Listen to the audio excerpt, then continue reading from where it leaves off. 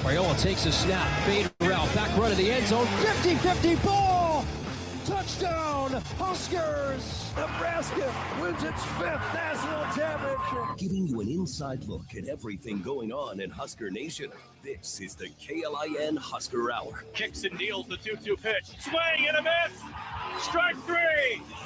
Jackson Brockett has the first 9-inning no-hitter for the Nebraska Cornhuskers since 1954, and he did it on his 12th strikeout. That's it, got it! Thunderdog, and then one! Exclamation point! Pump the brakes! Now your hosts, KLIN contributor Cole Stukenholtz and sports director Nate Roll. All right. What? Good Saturday morning. Welcome to another edition of the KLIN Husker Hour. Almost to the end of January. It's the 31st.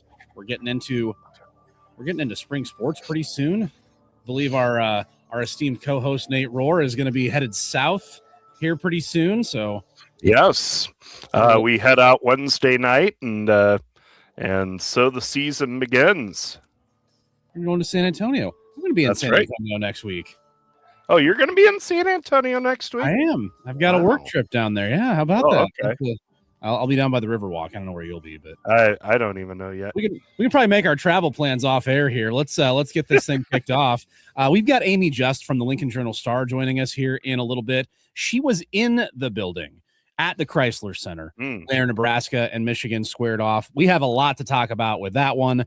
We've got some football schedule discussion to have, a tough break for Husker women's hoops that we'll discuss as well. But first, the thing that everybody has on their minds this week, the thing that nobody could stop talking about. Happy birthday, Nate. Oh, thank you, Cole. I appreciate it. Had a lovely birthday. Went down to Beatrice, one of the Mexican food restaurants down there. Traditionally gives breakfast people a bowl of fried ice cream. But to get it, they have to sing to you, and they put a big sombrero on your head. Oh, yeah. And they smash the whipped cream in your face. So they got to have some fun at my expense. But I got the ice cream, so who's the real winner here? That's right.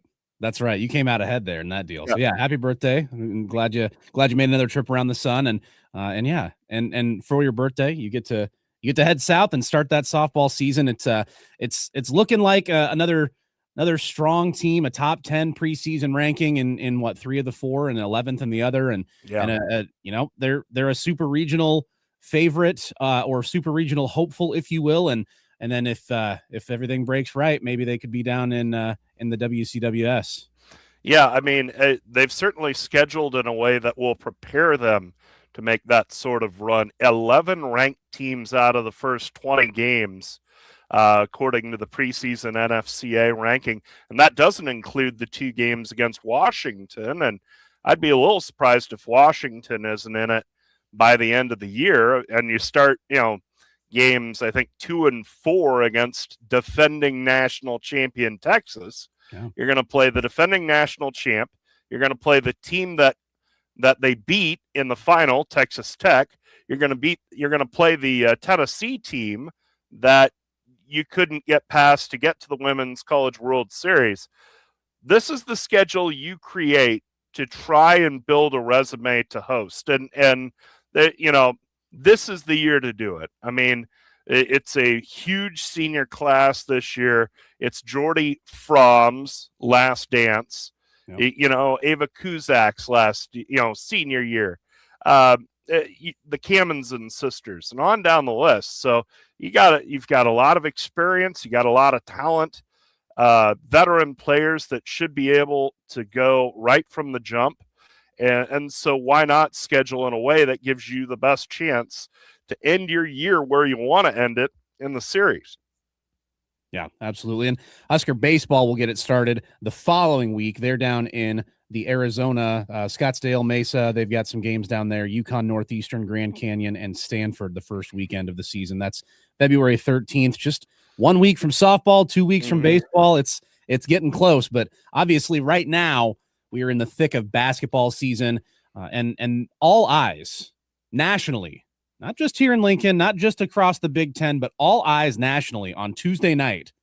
We're on Ann Arbor, and unfortunately, your ears were tuned to KLIN and the Huskers Radio Network, but it was Nebraska shorthanded, we knew already, without Braden Frager. Shorthanded further still when we found out Rink Mast, who did kind of walk out there, didn't get any shots up, just could not go. Sounded like he couldn't keep even liquids down, just sick as a dog, and unfortunately could not play in that game either. And other players probably affected too. I know Sam Hoiberg was mentioned, but you couldn't tell from his play.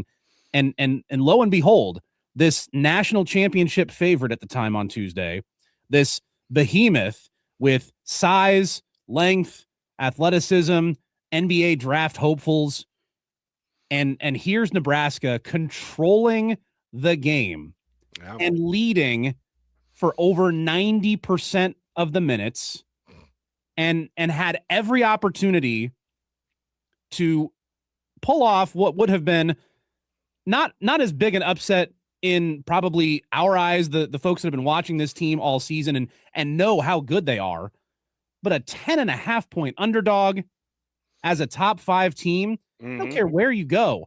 That was a disrespectful line for Nebraska. And then they went out and upped the difficulty level by leaving Rink Mast in the locker room, and they still almost did the damn thing.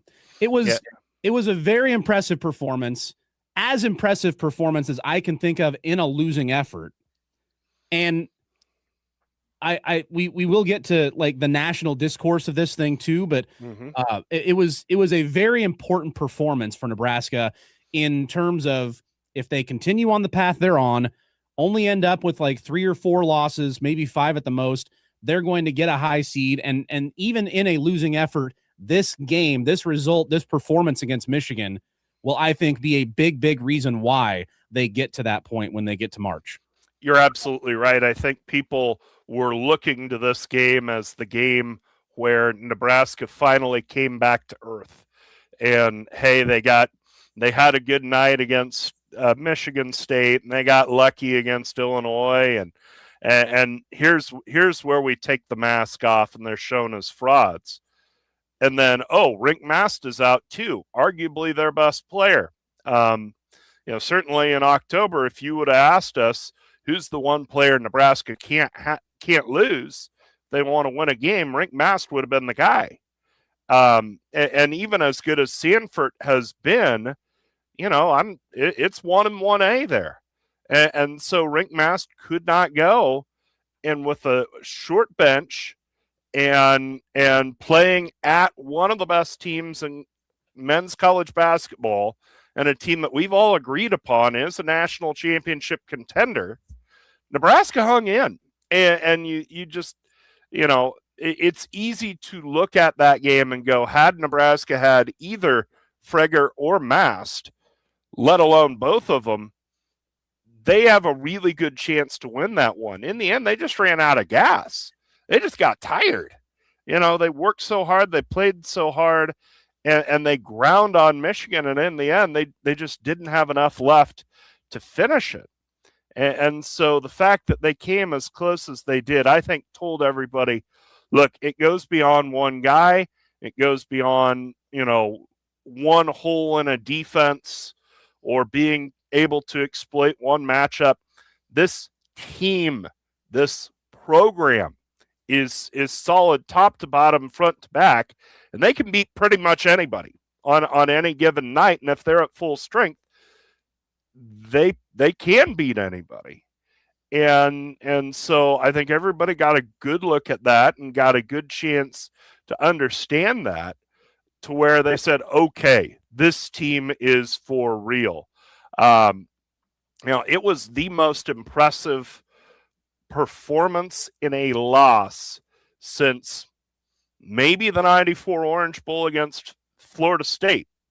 It's got very similar vibes to that. where Nebraska was a 17.5 point underdog. I had to be reminded it was 17.5.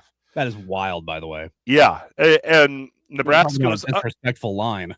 Yeah, and they had a month to chew on it. Yeah, and everybody was sitting there thinking, okay, this is where the mask comes off and the frauds are exposed, and we figure out these guys aren't all that good.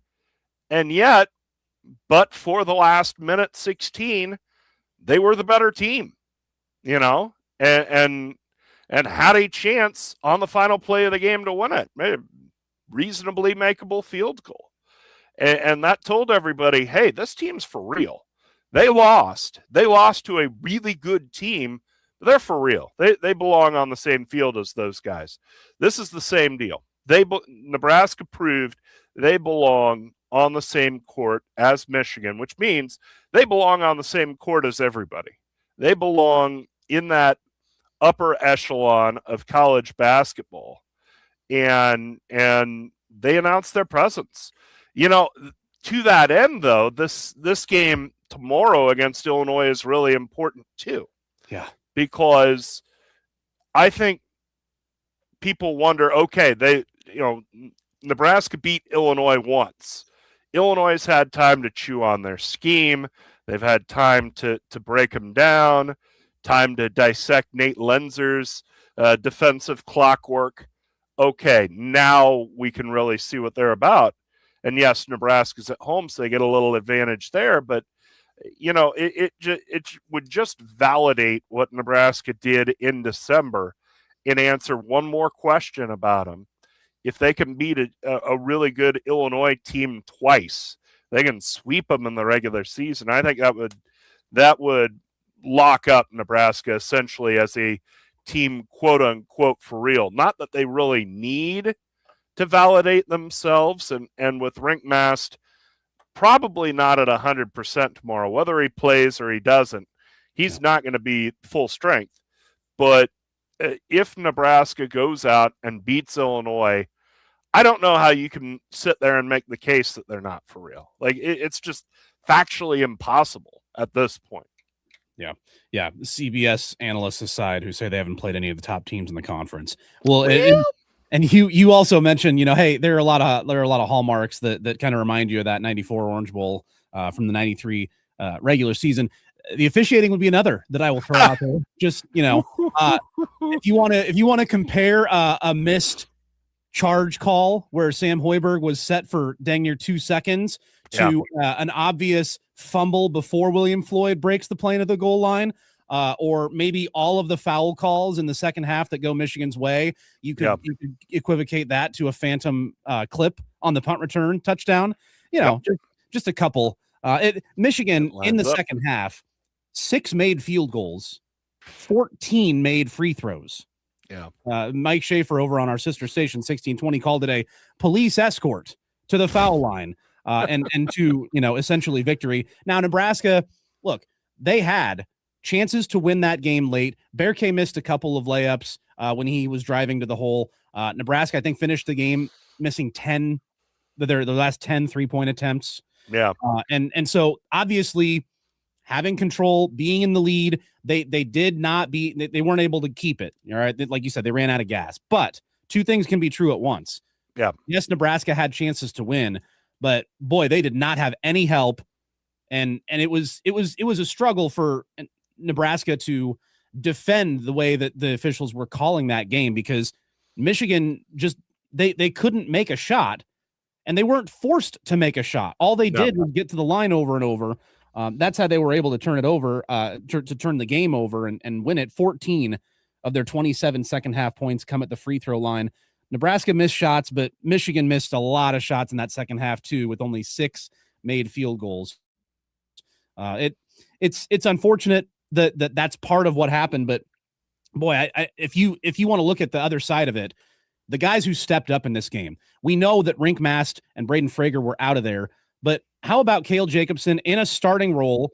Obviously he's played a lot this year already, but in a starting role, 27 minutes, 4 for 6 from the field with 8 points, 4 steals. And he was mixing it up in the lane. Michigan's got a really, really big front line, and he's like dribbling guys in circles. He's hitting fadeaway jumpers straight from Ashland Greenwood. And Leo Curtis, in his first significant action of the season, comes in, had to have him because Jared Garcia just was not effective. Garcia only played 10 minutes, and Leo gives you 13 minutes, 6 points on 3 of 4 shooting, and he was not a difference maker, but I mean, he was out there holding his own.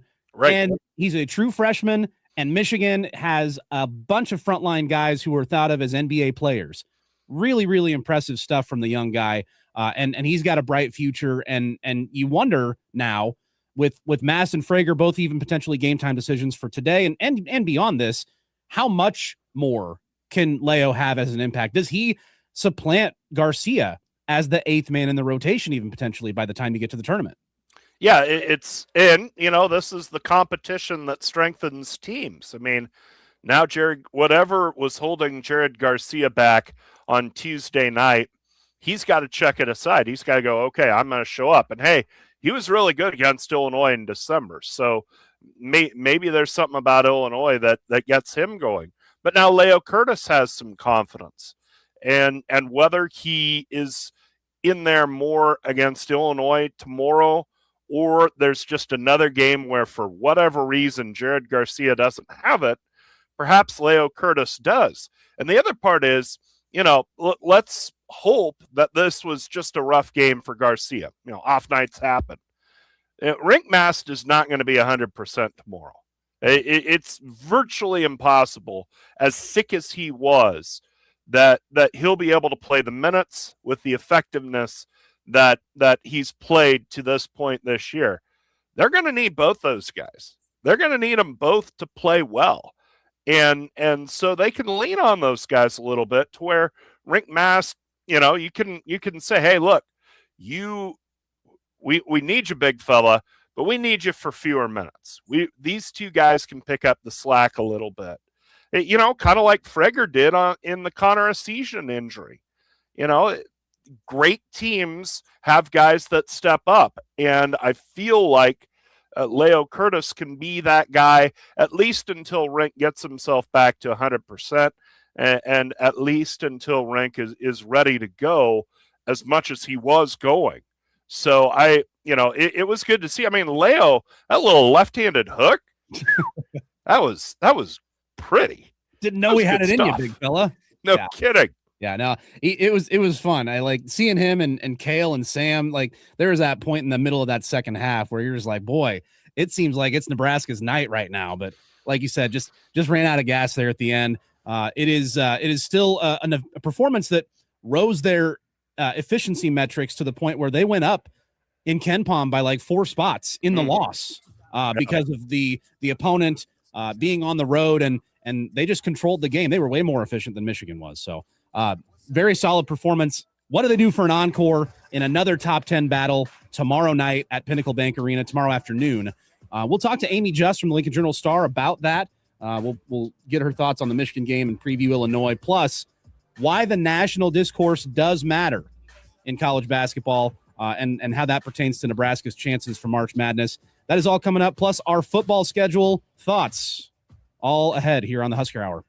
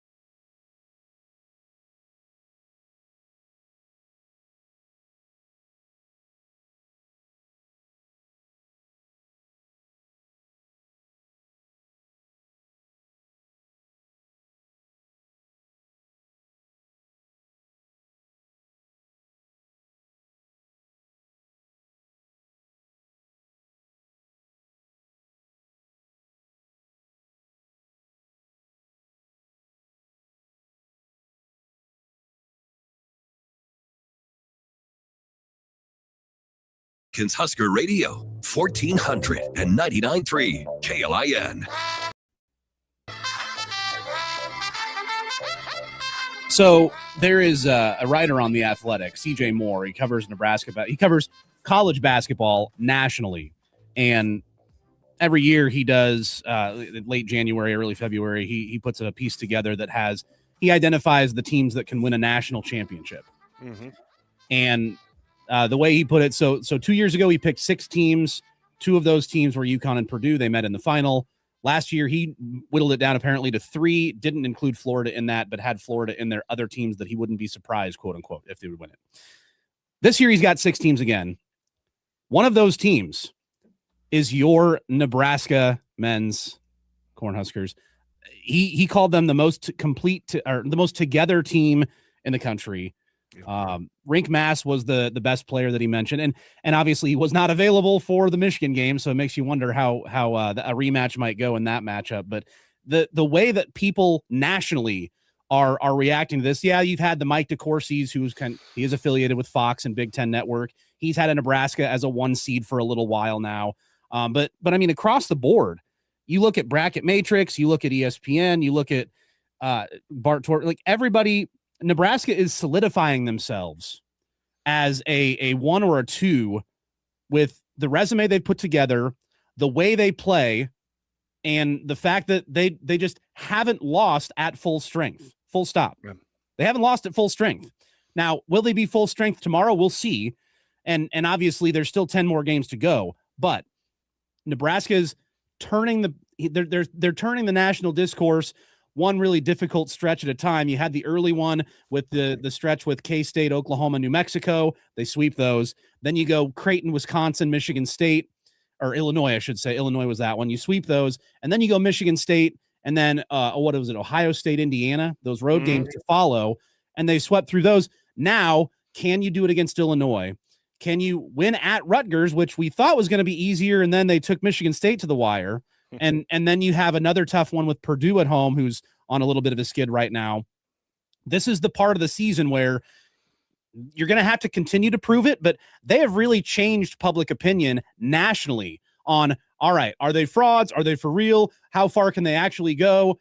Now they are being discussed as a legitimate Final Four contender and potential national champion. This is real. This is happening. This is how good this team has played and how good and high their ceiling is. Yeah, the Michigan game, as you've mentioned, was really where we crossed the Rubicon, where it came from, are they for real? Is this team good? To how far can they go?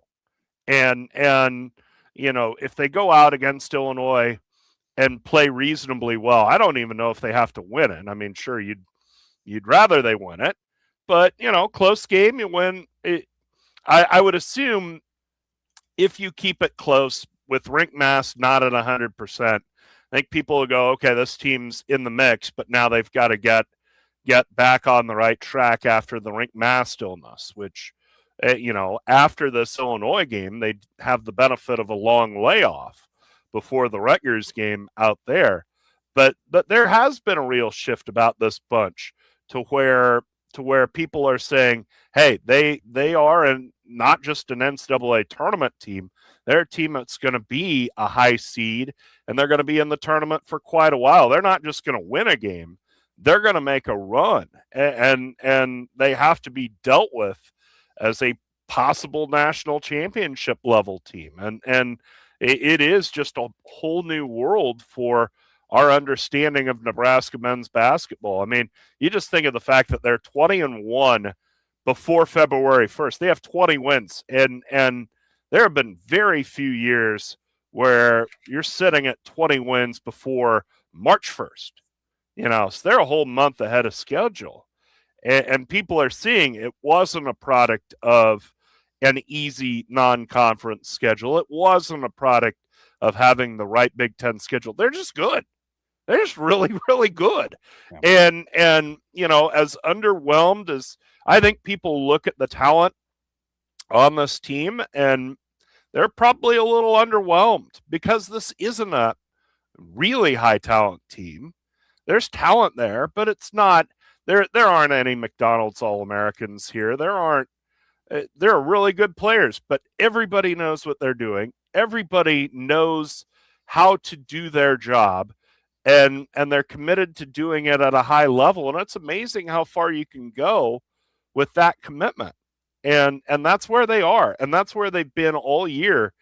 And I think people who normally would have looked at it and said, well, where's the talent on this bunch? Who's the elite player? Who are the NBA players on this roster?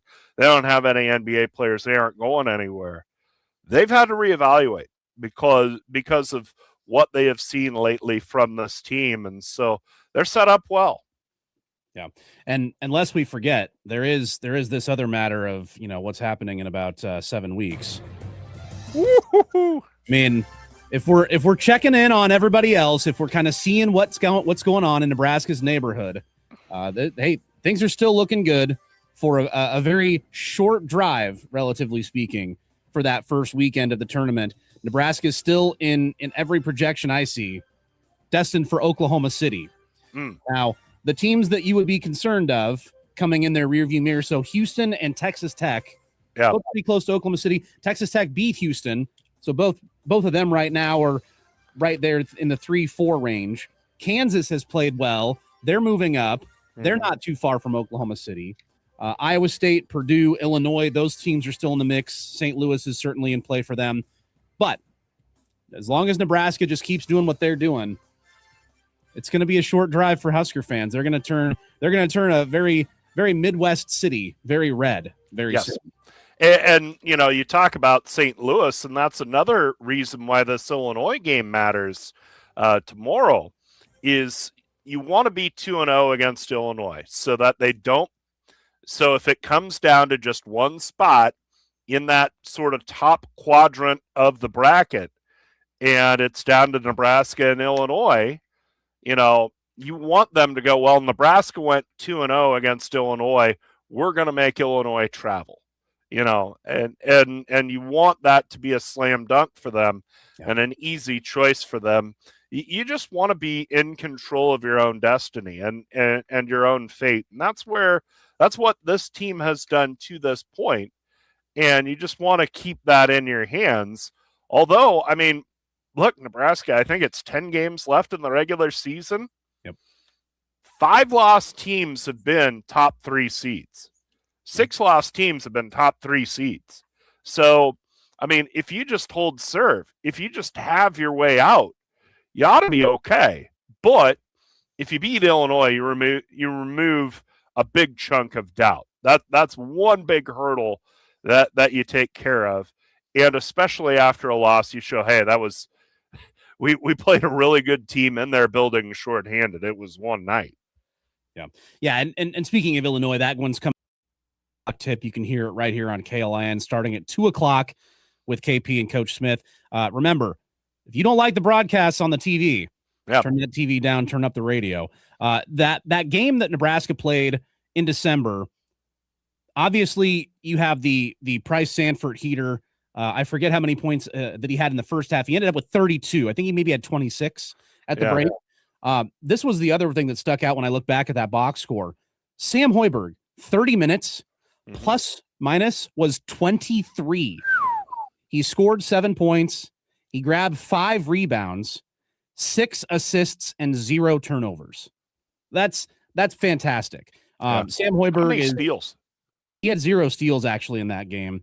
Nebraska only had 6 total, and really Illinois didn't turn it over. They had 8 turnovers. It was a very offensive game. Now the key here is, will Rinkmast or Braden Frager play? Frager did not score in that game, but Jared Garcia did play well, ended up with 10 points on 13 minutes, very key down the stretch. For Illinois, KLIN Boswell, who is probably their best defender, played 37 minutes in that game, scored 20 points, was their leading scorer. He is out. He broke his hand, will not be available for them. On the opposite side, Keaton Wagler, their fantastic freshman, he played all 40 minutes against Nebraska. He just scored 46 points against Purdue a couple of games ago.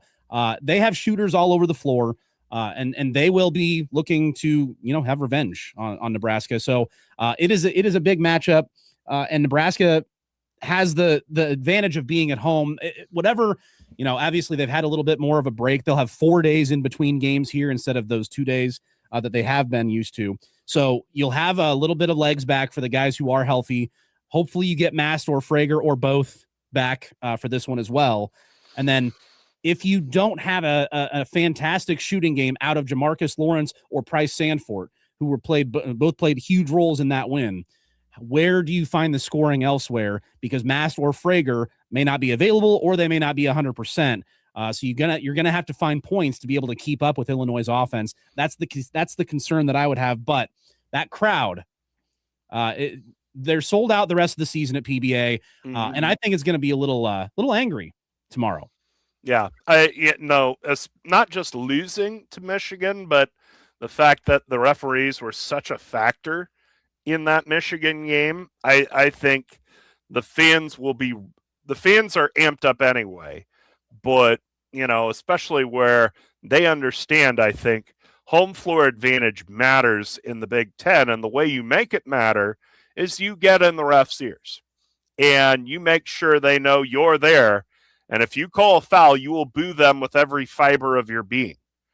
And so that grants Nebraska some leeway defensively to be a little more aggressive and to gum up what is a really good Illinois offense. So the home floor advantage, I expect it to be there.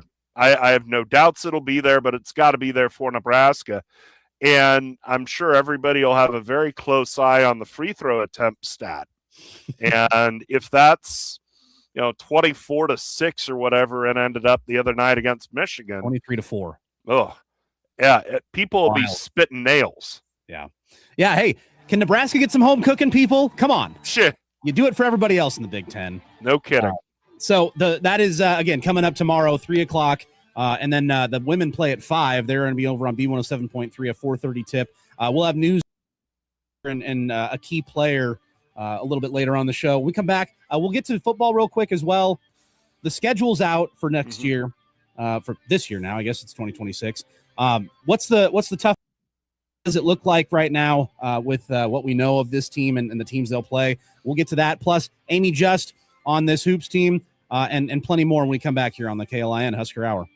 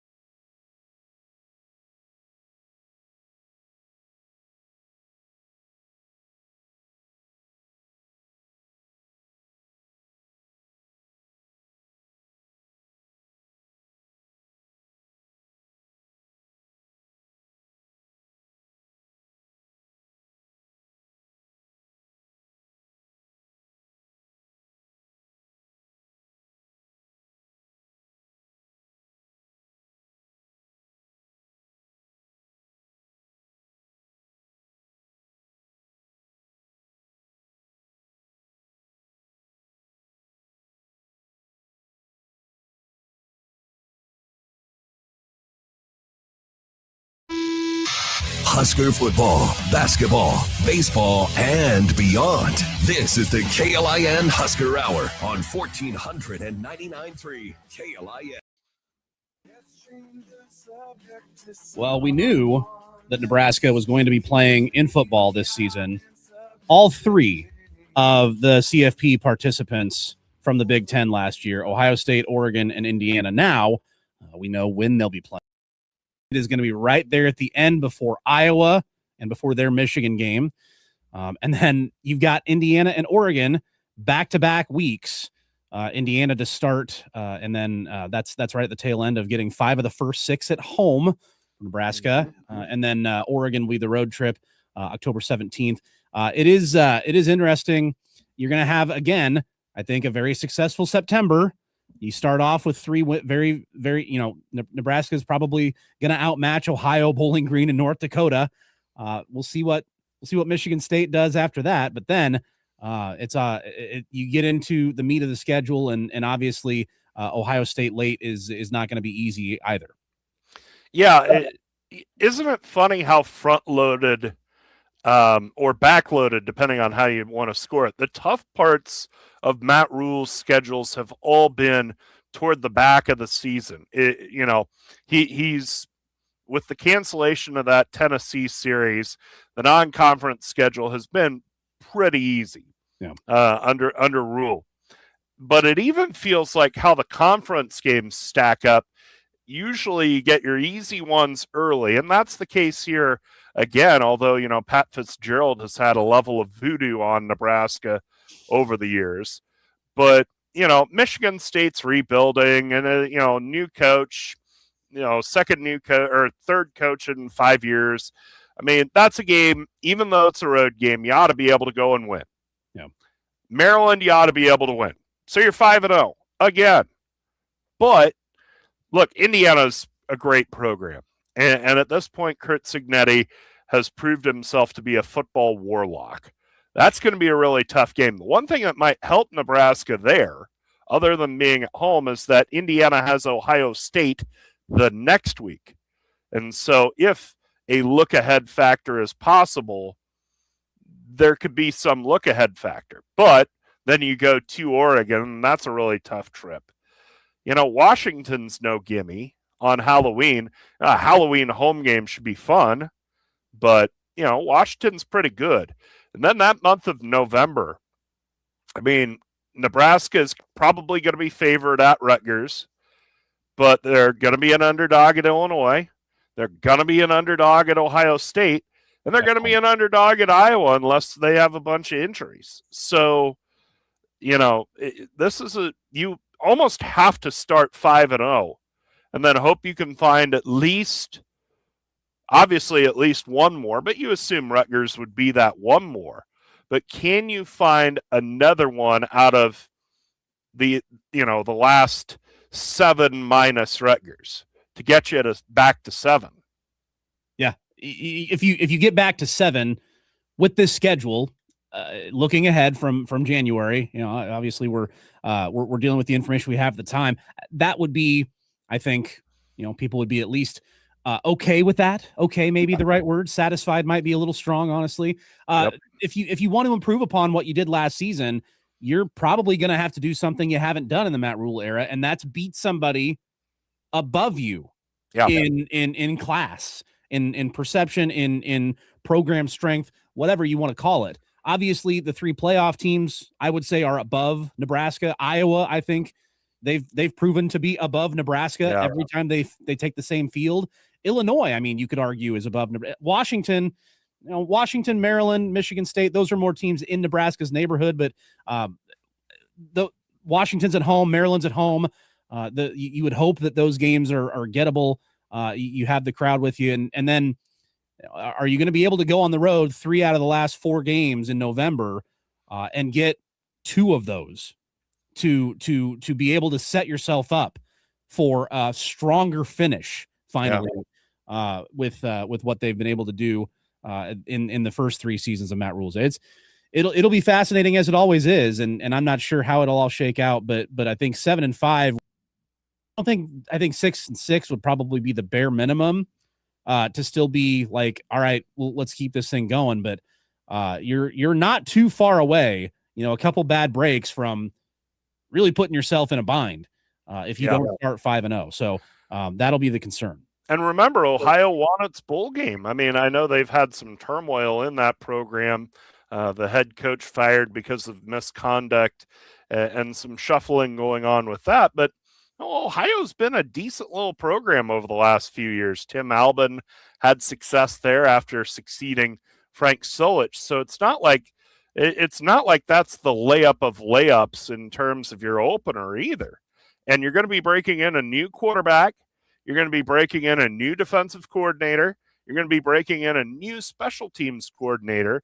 You're going to have a lot of different pieces on the defense. I mean, yeah, Nebraska should beat Ohio, and that has to be the expectation. But, don't expect it to be one of those 34-7 games. It could be more of a battle than people are ready for.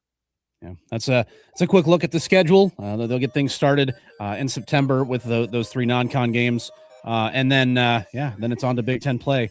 We are on to Amie Just from the Lincoln Journal-Star next. She was at the Michigan game. I'm sure she'll be in the building tomorrow for Nebraska, Illinois. We're going to get her thoughts on this Husker Hoops team, plus plenty of other items to get to as we continue on with the KLIN Husker Hour right after this. Say big.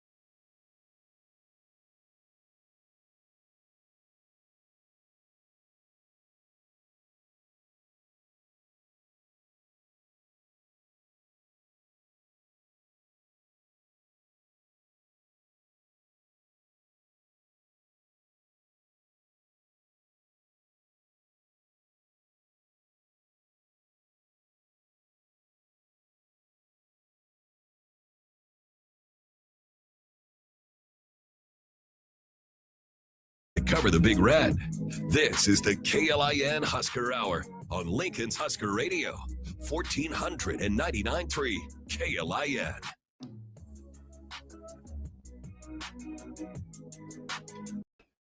Along here on your Saturday morning as we attempt to get the phones working, I think. Nope. What's going on here? Trying to get connected with Amie Just here as Nebraska takes on Illinois later today, Nate. And the way Nebraska's played and knowing that they might not have a couple of guys available, I don't know what your expectations are for this one, but obviously we touched on it a little bit earlier. It is certainly a game Nebraska can get and would really set themselves up well if they can get it. Yeah, I expect hard fought. I expect Nebraska to have a pretty similar game plan to the first Illinois game. I would expect Nebraska to really try and grind this one out. I'd be surprised if Frank Mast isn't there and isn't able to play at least some, but he's going to be compromised. He's not going to be as good as he normally has been. He's just going to need a little more help, and that's no knock on him. It's good that Jared Garcia had such a good game against Illinois the first time, because I think he's going to have to play a pretty big role. Leo Curtis, as we've mentioned, coming off that big game against, or not big game, but good game against Michigan. I would expect him to be a factor in this one to try and take some of the weight off of Rink's shoulders. But, in the end, you're at home, ride your crowd, play tough defense, and try and be there at the end. And hopefully you're able to hit a shot or two. Yeah, that's a formula, and still trying to get connected with Amie on the phone here. The other game going on tomorrow, Nebraska women are on the road. They're taking on Ohio State over on B. That's a 4:30 pregame with a 5 o'clock first tip. Nebraska found out this week, Natalie Potts, who has been rehabbing. They hoped to get her back. Right now, they won't have her available for the 25-26 season. She is not going to make it back to the floor. Unfortunately, she's going to redshirt this year, and Nebraska is going to have to forge on without one of their best players. They've been making it work, but you certainly wish that she could get out there and really give this team a lift. She's a really good player, but not going to be available this season. Yeah, at least Nebraska has some clarity as far as Natalie Potts has been concerned. I mean, I don't doubt that she's done everything she can to rehab her knee. I don't doubt that she has put forth the effort needed to come back. But on the other hand, you wonder if it's been something of a distraction for Nebraska women's basketball, wondering, hey, is she coming back? Is she not coming back? Is she going to be able to contribute for us in a way that helps us out? And so wondering where she's going to be, what she's going to be able to do. At least now they know. And it's not great. It's not the news you're looking for, but and now you can operate and move forward and understand, okay, our rules are what they are. We're in the spots that we're in. Superman's not coming off the bench. Yeah. So we need to just understand who we are and what we are and try to make the best of it with who we have and get the season turned around, because they've run into a bit of a rough patch. They lose 5 out of 7. They have won their last 2, but tomorrow a really tough matchup with Ohio State. But it's disappointing not to get her, obviously. But you also wonder at this point in the season, had she been able to come back, how much would she have been able to give you? Even if she's physically right, because it affects your rotations in terms of substitution. It affects everybody's roles, and you just wonder if it would have disrupted more than it helped for her to come back, especially at this point. Although, I mean, if she would have been physically able to do so, I'm sure they would have taken her. But I think it's okay to have the clarity of, well, she's not coming back. So let's move forward with what we have and what we've done and try and go from there. Yeah. All right. We're going to do this. We're going to take our last break now and then hopefully get Amie on just after a sec. We'll be right back here on Husker Hour to wrap things up, get you ready for a big hoops weekend here on Husker Hour right after this. Turn down for what? You're listening to the KLIN Husker Hour. Executive Travel Talk is next on 1499.3 KLIN.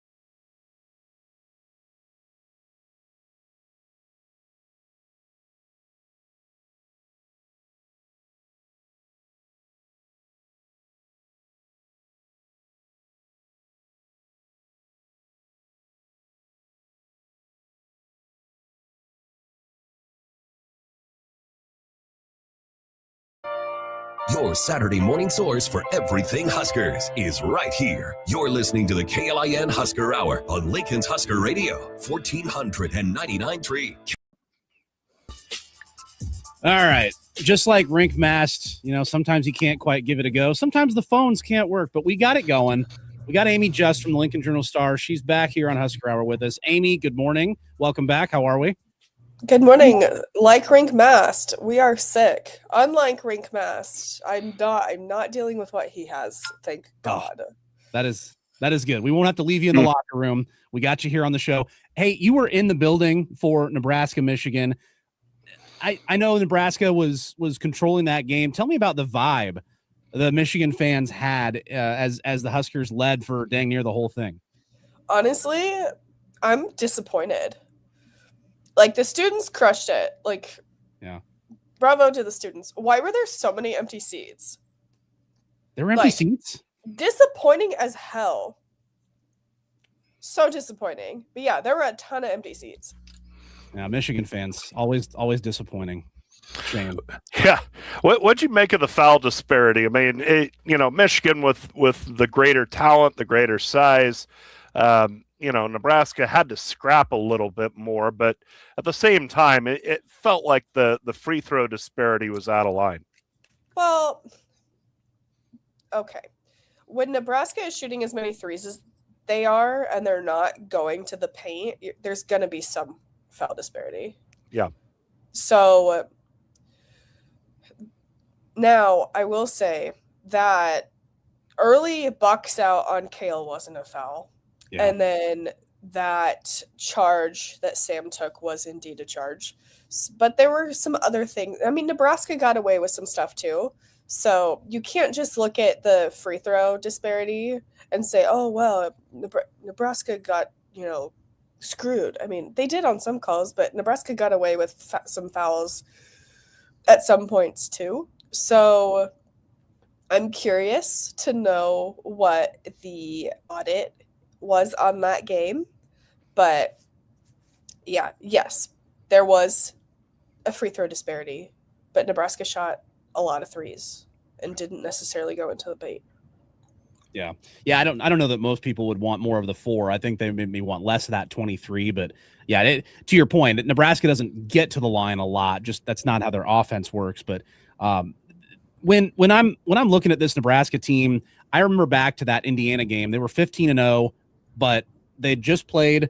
They had the game against Michigan State, and then they won a tough, hard-fought game at Ohio State. This was another road trip. You're down by 16. I'm like, okay, they're finally running out of gas here. They're going to take an L, and then they come back and they end up winning the game going away. That was the moment for me when I thought, this is not just a tournament team. This is like a Sweet 16, maybe even Final Four contender. What was the moment for you, Amie, this season where you maybe made that switch mentally and thought, okay, this team's not just pretty good, they're really good? Probably then too, honestly. Them going to Illinois and winning was huge. I was like, okay, maybe this is a second weekend type of team if they can do that, and then they've replicated it.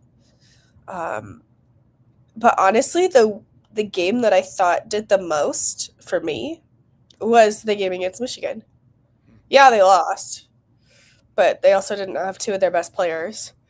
30% of their offense, mind you, between those 2. Yeah. And they still came within inches of winning that game. So, yeah, Fred said something to that effect yesterday. He's like, yeah, we got more love after a loss. I'm like, well, I think that, when Nebraska plays Michigan again in the Big Ten tournament or in the NCAA tournament, I like Nebraska's chances if they're at full strength. Yeah. Speaking of being full strength, I mean, I'm going to ask you to play a doctor on the radio here, but, Rink Mast misses the game with the flu, is severely dehydrated. Braden Frager out with the ankle injury the last 2 games. What's your sense as to how much those 2 guys will be able to go tomorrow? How much can you expect from those 2? I mean, I am not going to sit here and hypothesize. I mean, Rink looked horrible. Rink looked awful. But he tried, and, good for him for trying, but he couldn't move very well. We're watching him try to stretch, and we're like, oh boy. So I would presume that after, getting fluids, going to the ER, having that course of treatment, you would hope that he'd be okay. But then again, I thought I was turning a corner yesterday, and I feel worse today. So you never know with what you just never know, right? So I think they were going to learn a lot today with what he could and couldn't do. And then with Braden, they were expecting him back, but again, we'll see. They didn't take him to the last 2 road trips because they didn't want to fly and potentially have more inflammation with his ankle. So again, I think if I feel better, will be at the game as early as I can get in to watch the early part of warm-ups to see if those 2 can indeed go. And then if they can, just are they both on minutes restrictions? Is one on a minute restriction? It'll be really curious to see what that looks like tomorrow, because they're going to need both of them. Yeah. We got about a minute left, Amie. We'll get you out of here on this. What was your first thought when you heard Troy Dannon announce Nebraska is going to sponsor women's flag football as an official NCAA varsity sport? I wasn't surprised. Anyone who's listened to him at all over the last 10 months knew this was probably coming at some point. Yeah, and it's pretty cool. Nebraska, the first Power 4 school to offer that. And from what we've seen, from what I've read anyway, they're looking to hire a coach this season, maybe play a not a preseason, but a non-NCAA sponsored season in 2026. Is that what you've heard as well? Yeah, they want to get 15 players on campus for the fall and play just an exhibition season, just to kind of get the ball rolling ahead of true varsity competition in 28. Yeah, pretty cool. Looking forward to seeing that. Amie Just, in addition to Rink Mast and Braden Frager, a game time decision tomorrow. We hope you make it over to PBA. Thanks a lot for the time, and hope you feel better soon. Thank you. All right, there she goes, Amie Just. It is going to be a big one tomorrow. Nebraska, Illinois. Should we call our shot? What do you think? They going to win? They going to lose? What's happening? Huskers by 5. That's my pick. Ooh. I'm going to say Nebraska by 1. Woo! Real close. Maybe even another winner. I don't know if it's Jamarcus, but I think they get it done on the strength of that home crowd. Husker women play tomorrow as well. That's a 5 o'clock tip. Nebraska on the air here on KLIN, 2 o'clock tomorrow. KP and Coach Smith. Way better than the TV broadcast. Damn right. Turn it up. All right. Thanks to Amie and Kenny and Nate. I'm Cole. Go